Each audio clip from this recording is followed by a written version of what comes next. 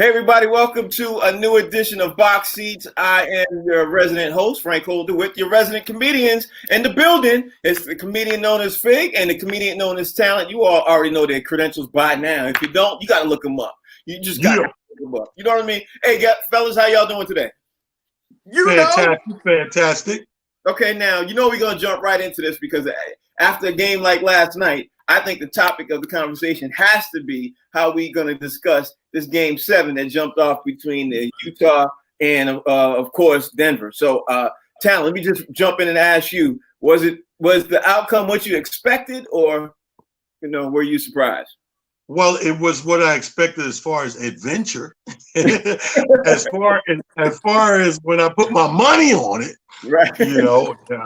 I lost that little $50 real easy. But I, when you lose money or lose a bet, period, you want it to go down like that. You want to go out swinging, have a shot at. Nobody want to get blown out. That was the most exciting game I've watched since the NBA been back. Right.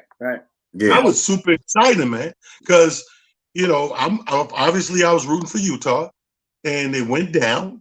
Even at the half, it looked kind of looked like, hey, if they come back with the same tenacity, it's over. But no, like we said off air, a high scoring series end up being a New York Knicks Game 7. Yeah, right. 70, 80 points. You know what I'm saying? Right. Right. Hey, Fig, after you watched the game last night, right? I know you were sitting there thinking about the same thing, like probably a lot of people were thinking. It shouldn't be this close. Why was down 3-1 and why they come, why is it tied up and why is this happening? So my question to you is this. Is there going to be anything left in the tank for them to even face the Clippers? Because, this looks like it. Not the first game. No. They listen. They was exhausted yesterday playing that game, man. Listen, first off, they started out very well. Right. I was like, oh my God. I was like, Utah got nothing. Because in the first quarter, it was like, I was like, they're about to get blown out. Right. And then Utah made a run. They caught up. And then it was back and forth. But it was like I thought I was watching a tennis match. You know what I mean? I know the U.S. Open is on at the same time, but that's what it looked like last night. It looked like a tennis match. I was like, this is Serena and Venus. They going back at it. You're back and forth. It was crazy. It came down to the wire, which was beautiful. That's what you want to see. Nobody wants to watch an NBA game. I don't care whether your team is winning or losing. Nobody wants to see a blowout because that's not even watchable. A blow is not watchable. The fact that it was close made it exciting, man. I was like, yeah. And like Taylor said, this was like a New York Knicks against the Miami Heat back in the day when Patrick Ewing and Alonzo Mourning was playing 80-78. I'm like, this was a 1980s score. I was like, what is going on here? This is ridiculous. Right. Especially after them, Donovan Mitchell and Murray going off 40 points. 50 points, 30-some points. Yesterday, it was 17 and 22. Right. Talent, do you think that, well, let me ask you this, Talent. The last 20 seconds of the game, what was your thought process when the game was tied? Did you think that Utah pull it out? You thought Denver was going to pull out? Because honestly, it didn't play out the way I thought. Well, you got to realize, but again, go back to halftime. When I go back to the big lead early on, once they tied it, I really thought they were going to win. Right. I was like, oh, they got it now, because it was like a fight uphill, that uphill battle. But when you're rooting for that team that's been down the whole game, and then they finally tie it up with seconds left, you have no choice but to believe you got it now. So I really thought they got it. And barring the last turnover and a couple of mistakes, they would have had it. I mean, because I thought their shot was on.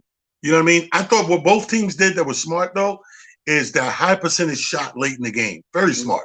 Like, that's what a lot of teams are going away from these days, which I don't understand. They did the right thing last night. They brought that game in, and the tighter the time got, the tighter they brought it in and wouldn't settle for just launching threes. They were working the ball around. We're going for a high percentage shot.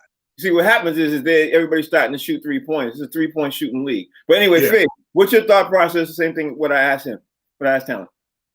Man, I actually thought that Utah was gonna pull it out, man, because I want to give a shout out to Rudy Gobert, man, because this kid, he was playing out of his mind yesterday. I thought they was really gonna pull it out. You know, there was a couple of rebounds from actually pulling away. You know what I mean? And a missed call too, because I think Rudy Gobert got a thing where he dunked the ball or put it in, and he got slapped in the face. Right. And the refs didn't even not only did they not call a flagrant, they didn't even call a foul. You see Rudy Gobert holding his face. He was like, yo, that could have been the turn of the game. Had the refs called that, right, a flagrant foul, they would have got 2 shots in. Not that Rudy Gobert can hit foul shots, but they would have got 2 shots and the ball. Right. Yeah. That could have been, that could have really broke the game open for Utah.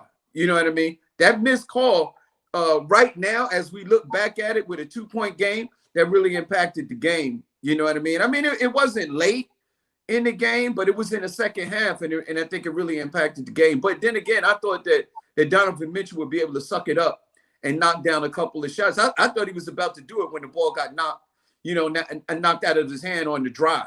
Right. You know, I thought he was going to pull it out. I really did. Well, let's switch gears. Last night also was the game between the Boston Celtics and the Toronto Raptors, and nobody want to talk about the Celtics. And the Celtics looked like that they didn't play well at all, and they still came back and beat Toronto. Toronto was playing a pretty good game. But here's my question for you, Talent. Besides the obvious of them missing Kawhi, are they also missing Danny Green? Because they missed a lot of shots that would have got them in the game. And everybody's been always talking. Maybe it's just me, but everybody's always talking about Kawhi. My question to you is, I think Danny Green had a big, huge thing to do also with that Toronto team. They're looking at like a completely different team right now in the playoffs. What's your thought? They're missing Green. They're missing Leonard. And like you said, they're missing shots. Yeah. You got to make shots. This is a game. This is a game where you got to make shots. I'm sorry. Right. You know, I mean, we like to super analyze and bullet point stuff, but the real simple, tell it to me like I'm two, the definition of basketball is a game of who make the most shots. Right. Believe it or not, it comes down to something that simple. So I think that they're missing more than one piece. And I think also, we said this 2 series ago, it's about matchups. Right. They don't match up pretty good with these teams. Right. Like, I don't know if they could keep up with them because they got a couple of guys that are kind of semi-bigs that must be on the floor, and Boston got a small ball team. Right. You know, they're playing small ball. And you ever go to the playground and watch a game of basketball, and the big dude got to guard the little dude? That's that's an awkward sight. Right. Watch that big dude stumbling. It's like a cartoon almost. That big dude trying to keep that little dude just dribbling around. He's dribbling around. The big dude, and the tree fall. And that's what we're watching with this series. So expect this to be a quick one as well. All right. I'm getting ready to bring in our NBA expert to talk about that just a sec. But before I do, Fig, what's your thought process on the same thing on the series? You know, so far. What I think the difference in the series is that Marcus Smart has showed up as an offensive threat. I don't think Toronto saw that coming. I didn't see it coming. I mean, Marcus Smart is a very good player. He can knock down an occasional shot here and there. He is a beast on defense. I mean, he's all over the court. He's bring your lunch bucket and go to work type of dude. I mean, he's diving on the floor. I mean, he's doing everything he can on defense. But yesterday, he played hella offense, man. He was knocking down 3-pointers like he was Tatum. I was like, who is this kid shooting 3-pointers like this? He was out of his mind. Now, here's the thing with Toronto. I like what Talent said.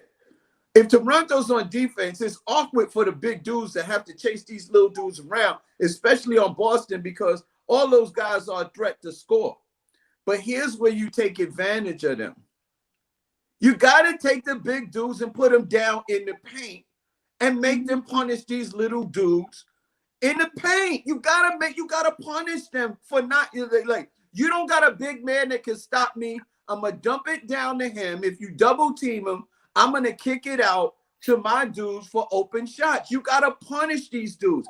I don't know why the NBA got away from that. This whole analytics and stuff. Like, analytics, my behind. That's just to justify somebody's job. Put the big man in the paint and make him punish these little munchkins. Okay. All right. Mash them up, man. Like, what's going on? Yeah, yeah. Like Shaq said, barbecue chicken, baby. I see a little dude in there. It ain't nothing but barbecue chicken. And they got the dudes to do it in Toronto. They just not doing it. Okay, so now you laid out some good points. I would, throw some rebuttals at you and everything else right about now. But before I even do that, let's bring in an NBA expert. He played for 7 years in the NBA. Mr. John Wallace, probably most notably known as an NBA Knick, especially since my two fellow guys are here at Knick players. But he also played for the Raptors, the Pistons, the Suns, and most notably the Miami Heat, especially since the Heat are in the playoffs. I know you got to be rooting for the Heat. John, how you doing today, brother? Man, I only root for New York, baby. I don't root yeah, for baby. New York. Thank you. That's the mayor of Syracuse too, baby. Right? All right, John. I gotta jump off and ask you a question. It's related to the NBA playoffs, man, and it's kind of serious. Who do you think, as an NBA vet, looking at the games, who is doing the worst coaching job, or who has done the worst coaching job in the NBA playoffs up to so far since we've obviously been in the bubble right now? Would you say? I don't even want to put no teams in you. Who do you think has done the worst coaching job so far? Well, I'd have to go. At first, it was Quinn Snyder who was doing a great job, but to be up 3-1 and not make the necessary adjustments with Jamal Murray. I mean, I'm not going to just let one guy beat me, so I'm going to double him, get the ball out of his hand. Right. I mean, you can't tell me that Jamal Murray is the only guy in the league that you can't double. They didn't even really attempt to double him. It made no sense. And Donovan Mitchell last night, he locked up. He said, "You know what? My shot's not falling. I'm gonna take on the challenge." And he slowed down Jamal Murray way down. But I think the coaching, Quinn Snyder, he's a great coach, but his schematics wise, he didn't make the necessary adjustments to slow down the one guy that was beating you, because Jokic was off for a couple games. No one else is really stepping up, and he let a guy get 50 on him twice. Right, and 45, and 45. Yeah, so, man. Ooh. Yeah. Talent, the floor is yours. No, he's absolutely right. What's up, John? What's up, player? First of all, thanks for your time today, man. And I apologize other times trying to come on here. You know, I'm not tech savvy and all that, so we had a couple of technical difficulties. Hey, listen, that's all in the past. I'm glad you made it on here. Let me ask you a question. So I really was rooting, again, but my New York blood and Melo being on Portland, I was really rooting for the Portland upset, or at least to make it interesting. You know what I mean? And with the injury knocking Dame out, I mean, Melo did what he was supposed to do. He went out with a bang. He put those numbers up, let people know that, hey, when I'm in that position, I'm still that guy. The rumor has it, I've been watching the news and reading papers and blogs, and there's a hint of a reunion coming back to New York. You being a New York dude, still in the clique with the Garden and everything, how do you personally feel about that? A reunion with Melo? And if that's going to happen, if you think that's going to happen, I'm not sure. It seems like Melo's really happy in Portland. First off, right. He said as much. He said he felt like he found a home. New Yorkers, we got to be grateful that we got some of the best years that Melo had to offer while he was here. Yeah, true. And that one year when we went 54-28, and we were a block shot away, Hibbert block shot away from beating them in the playoffs, the Pacers that year. So, I mean, he had a good run. It was then, it was tough in New York, and didn't have the necessary help, and now everyone's blaming him and makes it seem like he couldn't play anymore. And he was literally out the league for a year. Great kudos to him for having the intestinal fortitude to come back and say, you know what, you guys think I'm done, but I know I'm not. And they're only, and not only to say it, but then to prove it on the court. And like you said, Tony, he went out with a bang with his last game. That's how you want to go out his last game, man. He went out with a bang. Shout out to your college, man, Syracuse. Intestinal fortitude. Yes, sir. The only person on this show that put two words back to back like that was Fig. Remember you put those two words together, Fig? I said, damn. Intestinal fortitude. You know what? Yes. I'm gonna call I gotta call my high school counselor. I didn't do enough. Fig, what's your question? Yo, man. We was talking about Melo possibly coming back to New York. You can see my mouth was open. I didn't hear that at all, man. But you didn't hear that? Listen, I would love to see Melo finish in NYC. And you said that he's happy in Portland. I ain't asked you a serious question. Can anybody truly be happy in Portland when you're from New York? I mean, come on, John. You're from New York, baby. NYC. Well, Fig, I love to see him in NYC. Fig, let me tell you something. Where you at right now, Fig? I'm in Connecticut. All right, so if I tell you right now, I'm gonna put you in the middle of Utah, and I'm gonna give you $10 million. You're gonna become a comedian in Utah immediately.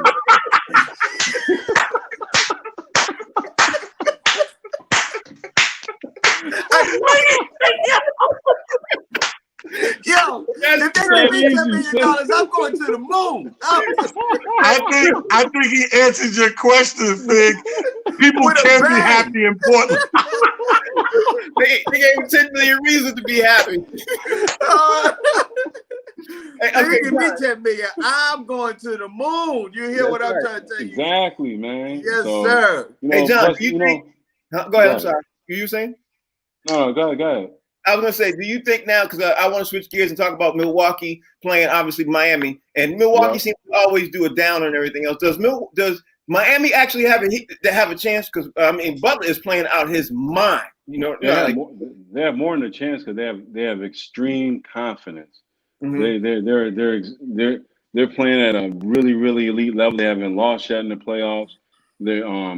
Jimmy Butler, for them to beat Milwaukee, Jimmy Butler can't be the facilitator that he was all season. But you know why he was a facilitator all season? To give those guys confidence for times like now. Now he's going to go and take your head off, and he's going to facilitate a little bit, but he's going to get 35, 40 like he did the first game, almost every game, to negate anything that the Greek Freak might do. And then the rest of those guys could negate Chris Middleton, Eric Bledsoe, and them guys didn't really show up the first game. So for the Greek Freak to advance past Miami, which is going to be a tall task, I'm telling you right now, because Miami's always in great shape. I played down there. They check your body fat every day. You walk in the building, you're getting sleepy outside, then like hold your arm up right here. Let me get that body fat. Like every day, fam. Oh yeah. It's not a game in Miami, fam. It's not a game. That Riley gonna play, huh? And the minute your body fat ain't where it's supposed to be, that's an hour and a half of work that you have to do after practice, and you can't play in the game. That's why Kendrick Nunn wasn't in the games. Y'all not paying attention. Kendrick Nunn wasn't allowed to play because his body fat and his conditioning wasn't where it needed to be. In Miami, you got to be in optimum shape. Wow. It ain't just good shape. You got to be in optimum shape down there. I read that. I read Shaq's book, and Shaq put that in his book. Him and Wade, they both put it in a book. But for Shaq, it was a game changer because remember, Shaq came from a whole different system. Went to Miami under Pat Riley, and when he got there, he said they wooed the hell out of him to get him there. He said as soon as it was time to work out, he said Pat came in there with that fat checking stuff like a military compound. Shaq said they got into it a couple of times, and he had to meet him somewhere with a compromise. But he was like, "Dude, this is how it's gonna be here." You know, let me tell you something, man. My first conversation with Pat Riley, it was like, "Hey, John, yada yada yada yada." He's like, so what's your playing weight? I'm like, 235 pounds. He's like, not here. We want you around 220. I'm like, 220? I haven't been 220 since college. He's like, exactly. That's where you want you in your college weight, buddy.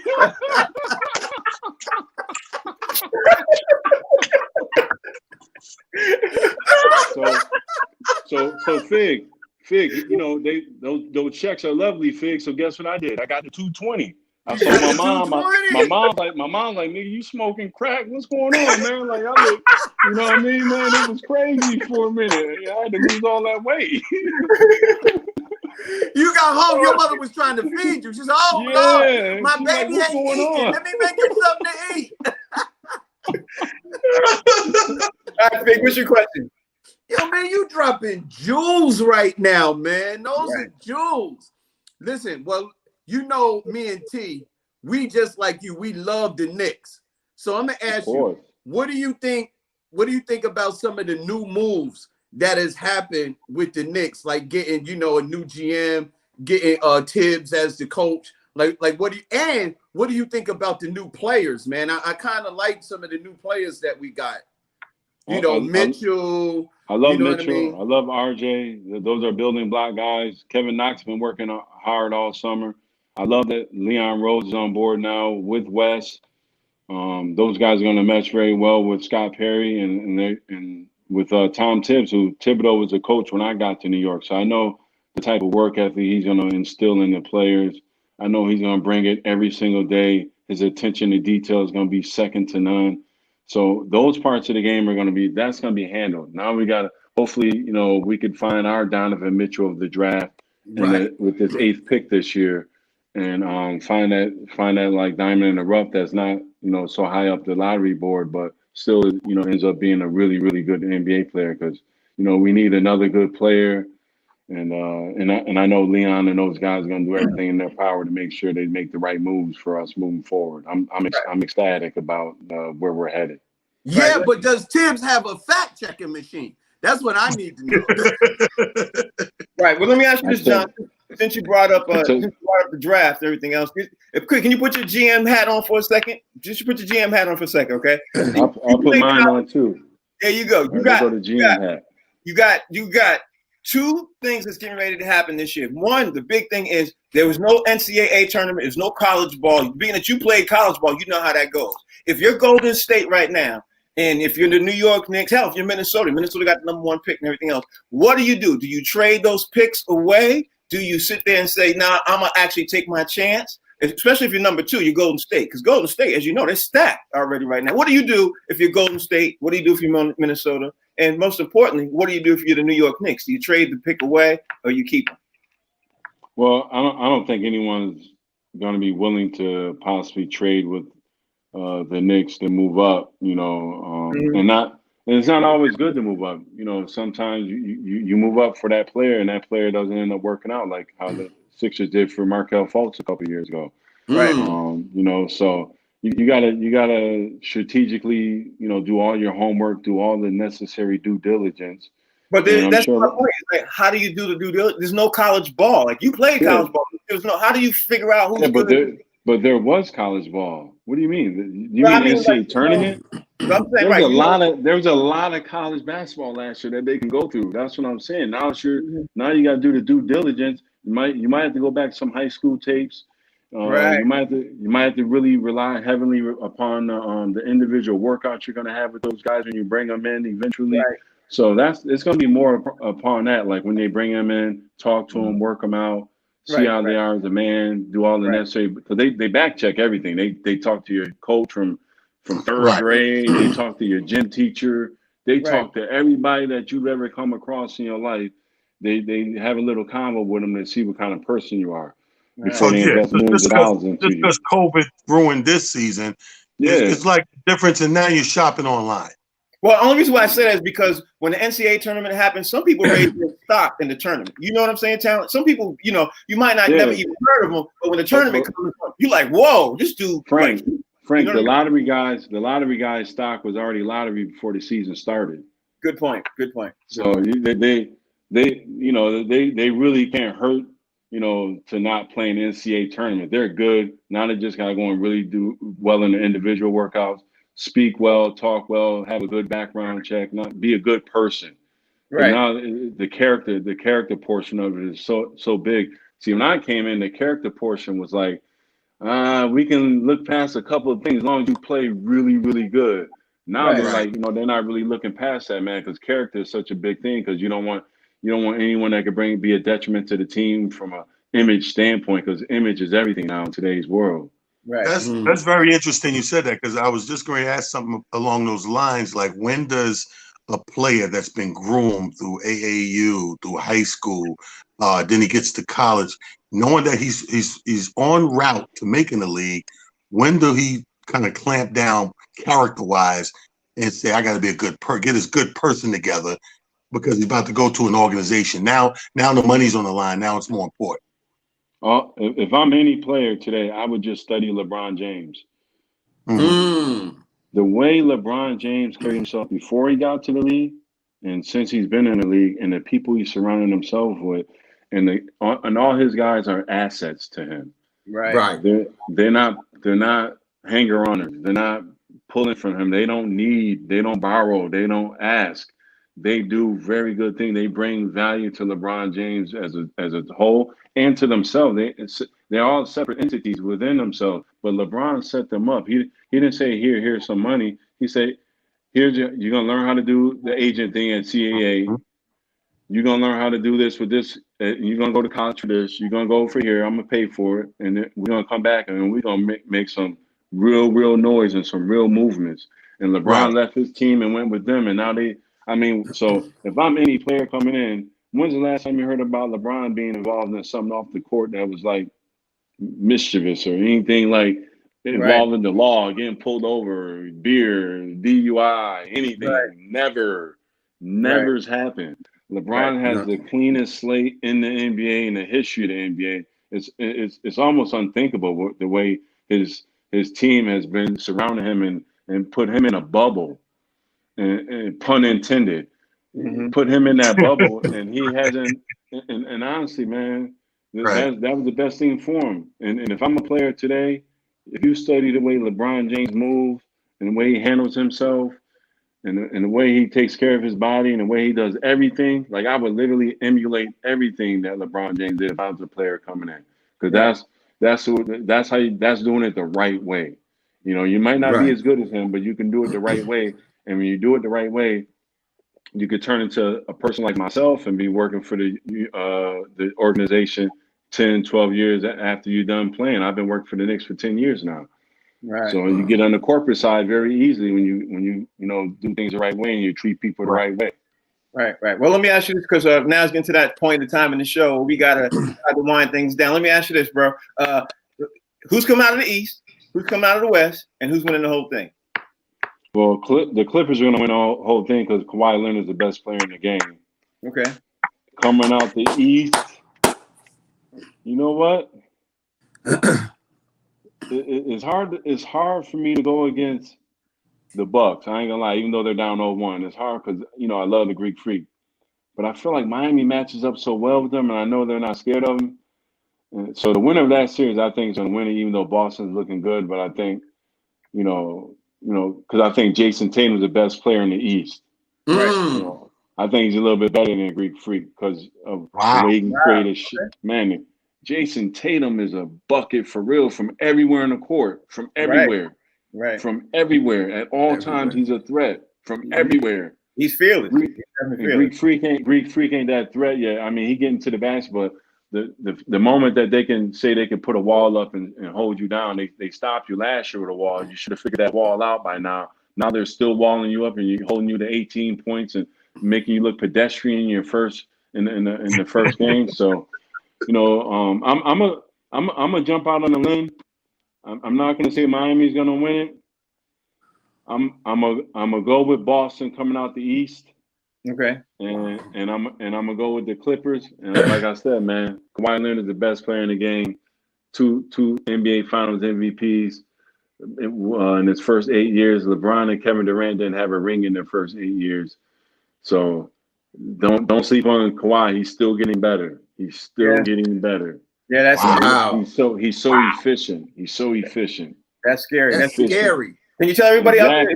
Do you have any other organizations, anything else you want to do since we have you? Do you have anything else out there that you want to say that you're involved with while we got the time, and tell people out there how they can follow you?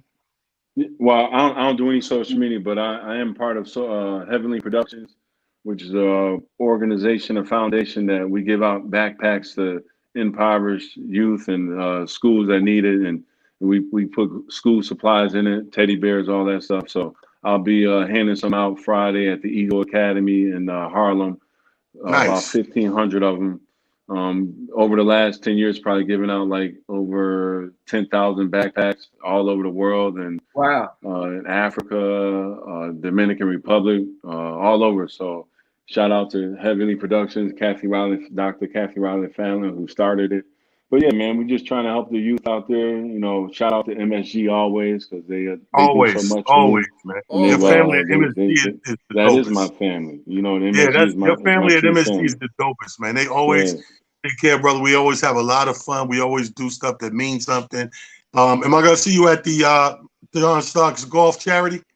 Yeah, I'll be there on the 15th. That's 2 weeks from yesterday. So I'll definitely be there, fam. I'll see you out there, Talent. It's always good seeing you, fam. I've been watching Talent and going to his shows since the 90s. When the whole back of the show would be blunted out. Like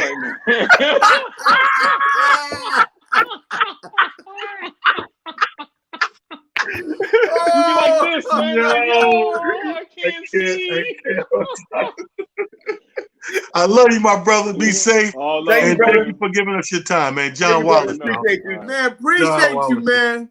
Yeah, that was John Wallace, NBA vet, played for 7 years, most notably for the New York Knicks. Also played for the Miami Heat. He dropped some He dropped some dimes up in there. Yeah, that's what we're looking for right there. Yeah, that's what we're looking for. But anyway, let's keep the conversation going. Game 7 is tonight, right? And we talked about this yesterday, and we brought a couple of people up there, and I don't know, man. After I heard a couple of things this morning, I kind of think OKC is going to take them out, because I didn't know what I know today. I didn't know this yesterday. I did not know that Chris Paul and Harden had some animosity between them. I didn't know there was a lot of tension. I said that. You said it, but I know you said it, but I didn't know it to the extent of what I heard this morning. Like, I heard it was really bad, really, really. I thought, when people say there's a little tension, I think it's really just a little tension, because they say the word. Let me explain something to you. Anybody that knows this game and follows this game, you got to know. Like, don't get me wrong. We live in an era where people get moved around a lot. Right. And when you're dealing with superstars, right, and one's able to move another one, or it's the same thing we were mad at Dwight Howard when he used his superstar to get Jerry Sloan out of it. Right. You know what I mean? So people get upset and they hold those grudges. You ain't seen Jerry Sloan since. Mm-hmm. That's true. He was disgusted with the league that could happen to him. He's in that category of Popovich. He's in that club. There's a coach's club that you ain't supposed to be able to touch them like that. You know, and he did that so this is the same thing. It's a very good comparison of here's a superstar in Chris Paul, here's a superstar in Harden. Now, we buddy, you want me to come play with you and try to get this chip? All good. Something don't work out and you go, and I get kicked out of there. Oh, all day that got to be animosity. Right. And you know what the thing, what's really serious about that? If James Harden would have just been more studious and stole some stuff from Chris Paul's game, Houston would be a lot better.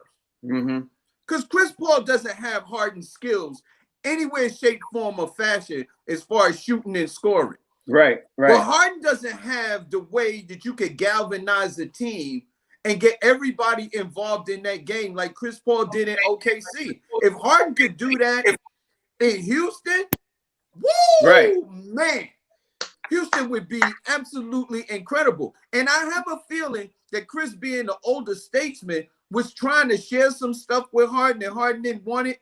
You know what I mean? When Chris Paul was on the floor, the team ran one way. When Harden's on the floor, it ran another way. You know what I mean? Sometimes friends don't always equal winning. Okay. Rodney Perry in the building. Rodney!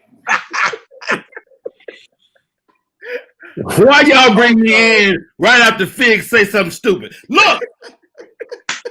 The hell you talking about? So Chris Paul gonna give some advice to James Harden, the man that's been winning, whooping ass for fucking. Are you serious? Are you serious, Fig? You have to be losing.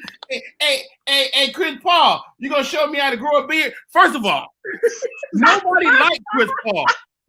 Chris Paul needs some pointers from the rest of the league on how to be friends. Nobody liked the guy. Okay, let me start from the top of my list. Man, you got me all off kilter. The number for the day is 158. We started off talking about the Jazz and the Nuggets. Let me tell y'all something. Nobody gives a damn. A collective 158 points, 78-80. The Jazz and the Nuggets, they both should go home. They both should go home and allow the Clippers to have a couple of days off, gain some recoup. Y'all said to John Wallace, guest for the day. Man, let me tell you something. You know a person big when they don't fit in the screen. I was young right here. The whole interview. And you know, 6 feet, 8 inches tall. He was in the screen like, so look, guys, I'm here to tell y'all that first of all right. This next piece goes out to my friends, comedian Fig, and the world-renowned talent. I'm sick of this New York talk. I'm sick of it. The Knicks ain't gonna be shit. Let's say, oh, hey, do you think maybe with that 8th pick, the 8th pick is useless? The 8th pick is Knicks. If you play a pickup game and you the 8th person pick, you not good. The only way the Knicks gonna be good is this: if they manage to get Mark Jackson, if Mark Jackson come back to the Knicks and build that team from scratch and do what he did out in Golden State, that's the only way the Knicks. Otherwise, Melo ain't never coming back. Do you think Melo? Hell no, man! It was the toughest years of his life. This man lost his wife. Nigga lost his wife. He don't ever want to come back to New York. He had a beautiful wife. His wife got on TV. Next thing you know, she was having sex with a white man. Look, Melo ain't coming back. I can't stay on here long because my body fat ain't right.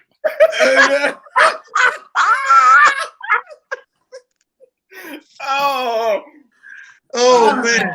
The body fat, it ain't good. But if I leave Fig, come on.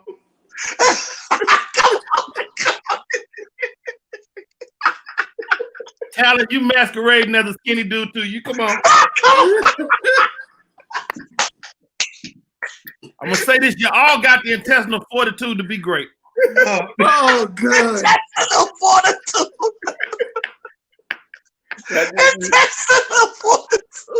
John Wallace, a great interview, you guys. You had a great interview. He had me up until that clip was comment. He had me up until. Let me tell y'all something. First of all, the Lakers are going to take it all. All right. And to Frank Holder.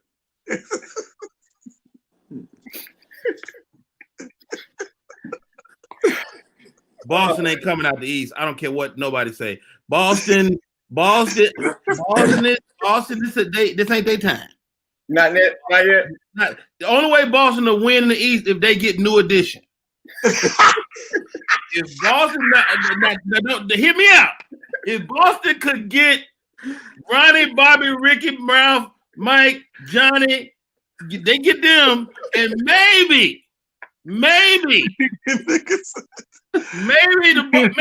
Celtics could come out of the East. Maybe if they get the man said, "Hear me out." Yo, Rodney, I just want to say thank you, man. I lost 3 pounds laughing at you. Let me tell you something, Fig. I want to say, first of all, this is a really good show. I know we are virtual, and you know, I just feel like Frank can see me no matter where I'm at. And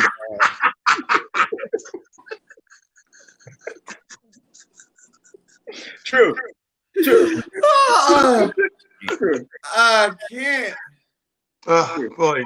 Fig, Rodney, how can we find you? You know we gotta find out where we're gonna follow you at, Rodney. let me talk about Fig Curl before I go. I'm sick of your fucking beautiful ass hair. I'm gonna say it every day till it go away. Sick of it. Sick of your fucking gorgeous, gorgeous hair. Sick of it. I'm gonna say it to your face. I'm jealous. I'm jealous of you, Fig.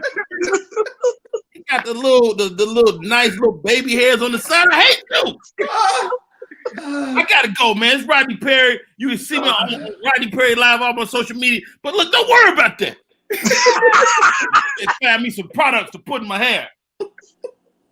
I gotta go. Rodney Perry, the hilarious Rodney Perry. Y'all got. Man. Yo, Oh man, let me that's tell you it, something, man. bro. It's hurting. Yo, That man. dude, something wrong with him, man. Let You me know what's tell you funny? something. He had the COVID, so I think the COVID that left something in there. So some infection is left in the man. The man said, "Hear me out." He said, "If they get new edition," then he said, "Hear me out." Like it's like you make the case. Wait, Yo, don't jump to no conclusions. Hear me out first. Yo, all I'm gonna say is this: in order to get Rodney Perry on this show again, man, I'm gonna have to call the paramedics in advance. Oh, yeah, you might have to. You might have to. But yo, let's jump back into the show, man, because we got to keep Oh things my going. God! All right, now it's time to talk about the NFL. Okay, let's do this. Let's do it. NFL. Alvin Kamara. Everybody, word is that Alvin Kamara might possibly leave the Saints. Right now, if he just even thinks about leaving the Saints, I think they'll ship him out of there quick, fast, in a hurry. But do you think it's a good move for the New Orleans Saints to let go of Alvin Kamara and put him on the trade block? Because he's basically asking for a fair, and I mean fair, contract. You know what I mean? Right. And he's not asking for nothing that's out of the world. He's asking for something that's basically along the lines of what Saquon Barkley's getting and a couple of these other dudes. He's asking for lines along that. Town, do you think it's fair for him to be asking for and demanding a fair contract right now, or should the Saints be like, you know what, if you're asking too much, we got to ship you out of here? What's your thought? Well, I think first of all we got to remember what we're talking about. We're talking about the NFL, never fair league. Nothing's fair in the NFL. Never is anything fair. So I think it's fair what he's asking. I mean, he's right up there and deservingly so. But I also think that they're not going to play fair ball. They want people to be less than. They want to play at a lower level. Everybody want the what's the thing? Green Bay Packers, Aaron Rodgers, discount double check. Everybody want the discount double check, but you can't get the discount. They want you to play 150%, but I want to pay you 50%. Can I get 50? Can I get the hookup? No. You won't want the hookup when I'm out there. You want me to go full blast. I tell you one thing, just by that little bit of sentence leaking out yesterday, did you see the interest of some top teams? Right. They said, yo, if this is serious and y'all talking about letting them go, hello, me. Like the interest is bananas. But sometimes that's what you need to get the check amount you're looking for. Right. Good point. Fig, what you think? Yeah, man. And something else to tag on to what Talon said is that's the same opportunity that Cam Newton didn't get when North Carolina released him. When the Panthers released him, he didn't have an opportunity to get out there on the open market and get what he was actually worth because because of the time that they let him go. Listen, everybody, like, I hate this whole thing about discounts. It was like, how come everybody getting a discount in a league where the contracts aren't guaranteed? The contract that they give you ain't guaranteed. If something happened to you, your contract is over. That's ridiculous, man. Ain't no guarantees. You know what I mean? You get what you get. You get what you can leverage. Right. And clearly he has the talent. Yeah, he has the talent and the ability to be able to leverage. You know what I mean? So some decent money because he's not being paid. Clearly, he's not being paid what he's worth. And last but not least, I think that Kamara has the intestinal fortitude to stand pat and get exactly what he deserves. And so, talent. Let me ask you this: Leonard Fournette. Now he got his money, right? But he got cut. So no matter who he goes to, he's already going to get paid. Word is that he might land in New England. Who do you think he will land with? And if it's possible that he might go to the NFC or the AFC, which team do you think he'll land? I think he's going to. I think there's no question about it. I think Bill Belichick and those guys over there are going to snatch him up so fast and make him an offer that is lovely. See, that's the thing about when you are already winning. When you winning, what you will pay out is totally different than when you haven't won anything or it's been a while. But when you're a winning team, we're looking at the Patriots. They're still top winners. So Bill Belichick will go shopping. He'll go shopping. He'll pull out that checkbook and say, Robert Kraft, we're going shopping, baby. We close, man. We can get another chip. And he's just coming off a bunch of chips, so why wouldn't you believe it? Right. So I think that he's going right there, first of all. Second of all, it's going to be a financial gain. You know what I mean? And when teams are winning, they pay the bucks. They don't argue as much. Right. What you think? Yeah, they don't have to. I'm a little confused about this. Now his contract was guaranteed. Some of his money was guaranteed. Right. So When he got cut, like his previous team has to pay most of that contract, so the Patriots could get him on the cheap, basically like they got Cam, right? But they're gonna get him for nothing. But here's the thing. He has to go to any team he wants to go to right now. They have to pay him the least minimum salary, but it's up to him where he wants to go to. But the key point is who wants to pick him up? Because like I told you guys a couple of days ago, there's something got to be wrong because all 32 teams had a chance to look at him and they had to look at his medical records. Because remember, he's been hurt, so they look at his medical records. This is the one where he had to get the shot, the injection in his back, right? He had back issues. Yeah, he had back issues and he had calf issues. But the thing is there something hidden in his medical records of the reason why he wasn't able to be good trade bait? Because again, the other 31 teams had a chance to get him, for a trade. You know how they look at the paperwork, they go over the paper, and everybody passed. I mean, everybody passed. Well, here's the thing. Wait, listen, if you could give me a luxury vehicle and tell me to give you, man, look, just give me 10 grand, you know what I mean, for this almost new luxury vehicle. And I look to call, I say 10 grand. Man, if I have to repair this sucker, it could be more than 10 grand just on the repairs. But if you say, no, man, I got this luxury vehicle, you know what I mean? I already paid for it. I really don't want it. Do you want it? And you just gonna give it to me and I ain't gotta spend no money for it? Right. That's a different story.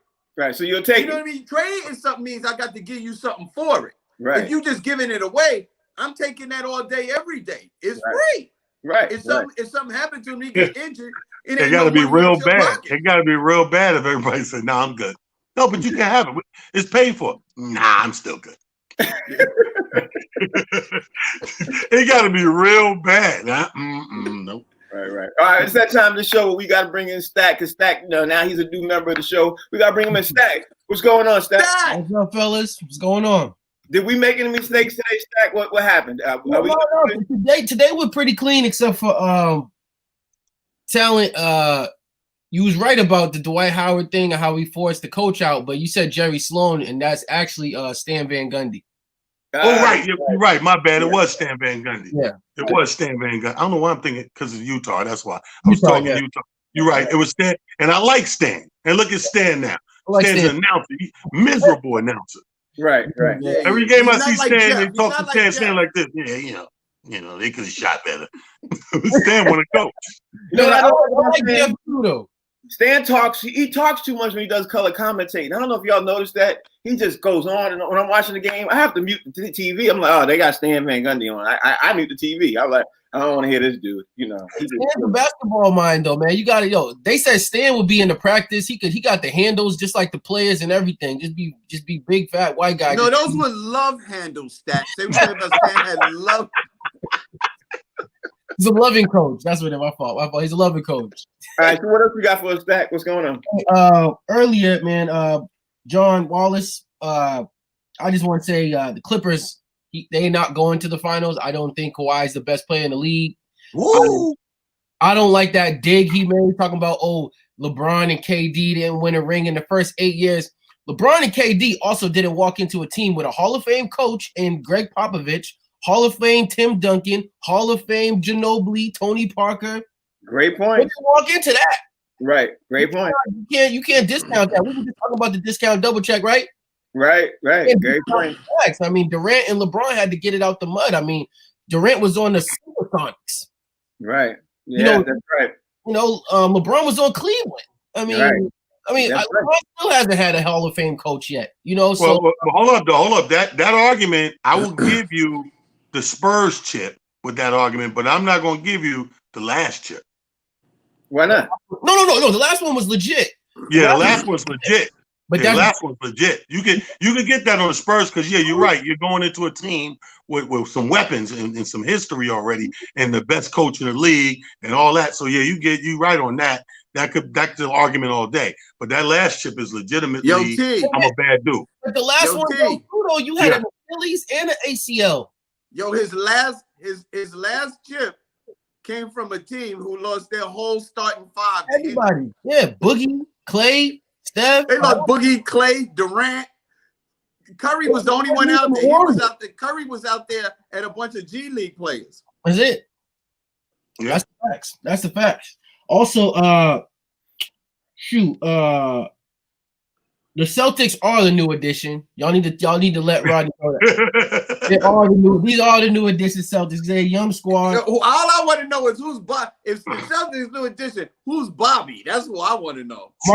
Marcus Smart.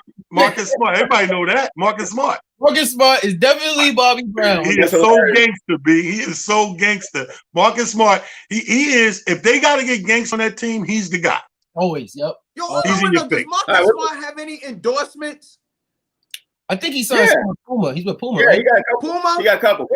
Before we wrap up, an endorsement with Clearasil. Can we get some Clearasil from Marcus Smart? Right.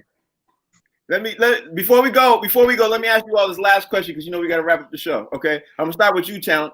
If Milwaukee does not win the series, right? Does Milwaukee trade Giannis because they know he's gonna leave?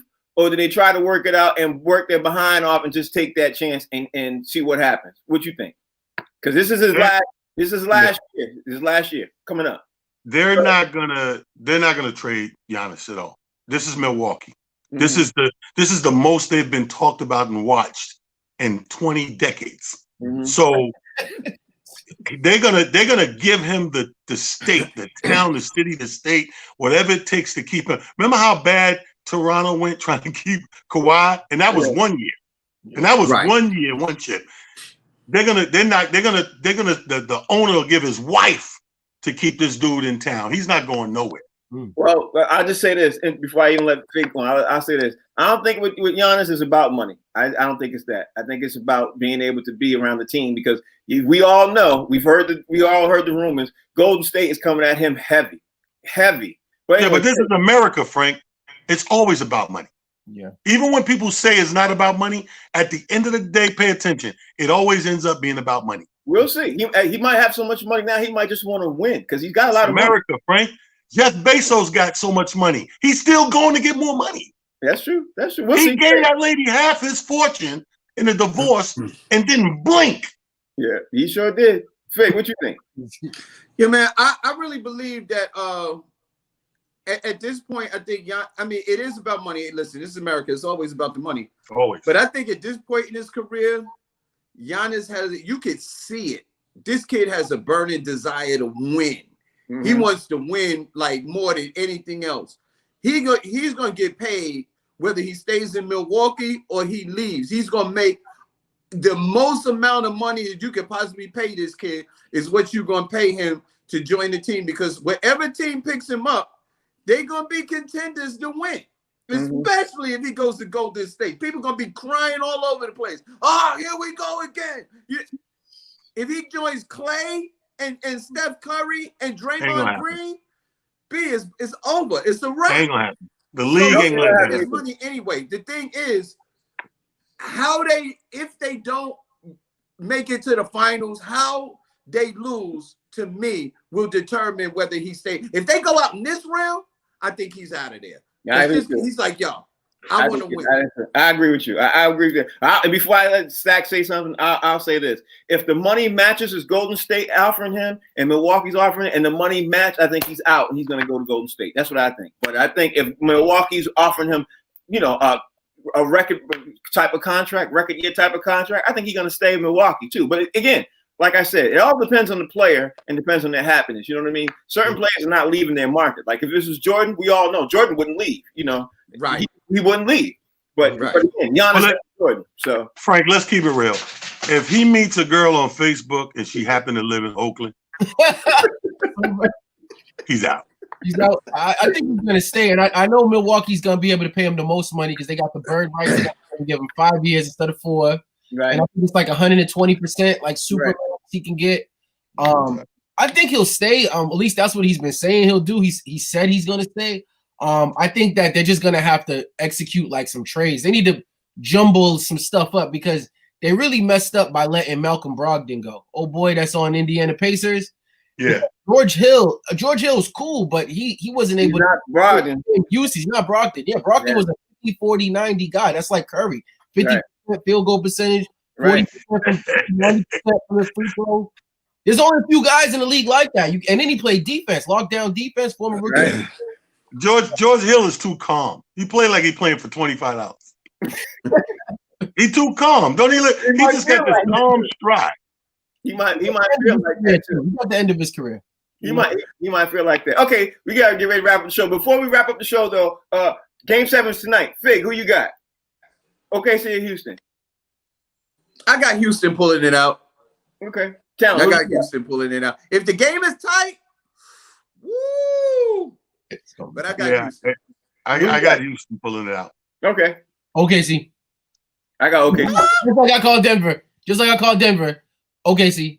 I got OKC too, because they got something that we all know. They got Old Mo. Old Mo is something else. You know what I'm saying? Well, I mean, I don't doubt you guys. If I could wishful think, I'd be on your side, but I got money on it, so I'm gonna go with the league. I think the league wants a better series between Houston. This is gonna be what I tell you yesterday. It's gonna be a night of the refs. Right. The calls are gonna make this game go where it gotta go to make that money, and that's Houston versus the Lakers. Right. If OKC got to play the Lakers, ain't nobody even gonna watch. Exactly. I think everybody gonna watch. I think everybody know what's gonna happen. I think everybody gonna watch because Chris Paul is playing like command possessed. But Talent, tell everybody out there how they can find you. Hey, y'all can find me. It's your boy Talent, the comedian, on our IG, on Twitter. It's just comedy, and on Facebook, King Talent Harris. It's just comedy, y'all. Fig. You can find me on Talent social media because ain't nobody following me. So I'm gonna be on Talent. You can follow me on Talent. You can find me a comedian Fig on all some social media platforms. Stack, how can they find you, bro? You can find me right there, Stacking Over, on every platform, Facebook, Twitter, Instagram, Snapchat, whatever, Stacking Over on everything. First of all, before I roll up out of here, I want to thank John Wallace for an amazing interview, an amazing show, one of my favorite to date. Not that I didn't like everybody else, but wow, that brother was hilarious. Who knew he was? And dropped some jewels too, man. He dropped some jewels. Who knew he was gonna be funny too at the same time? I absolutely love that. Who knew that? He hit Fig with a zinger. And then also we got to thank Mr. Rodney Perry, because Rodney Perry, man, I mean, I can't say no more about that brother. I love that. Hilarious, very funny. Thanks, Stack, also too, for giving us the fact checks. We appreciate you. Hey, you are watching the Box Seats. You can download the Humor Mill app. You can tune into us on we're on basically all kinds of platforms. We're on Monday through Friday, every day, 1 to 2 Eastern Standard Time. Y'all don't want to miss it. I'm Frank Holder. We'll see y'all tomorrow. Tomorrow's guest is who? Talent, tell them out there. Tell them who we got. Oh, we coming hard body with Kenny Anderson tomorrow, baby. Kenny Anderson, and we backing that up with Johnny Newman. The show gets better and better, and you don't want to miss it, man, because we're not playing around. There it is. So with that being said, peace. We'll see y'all tomorrow. Peace.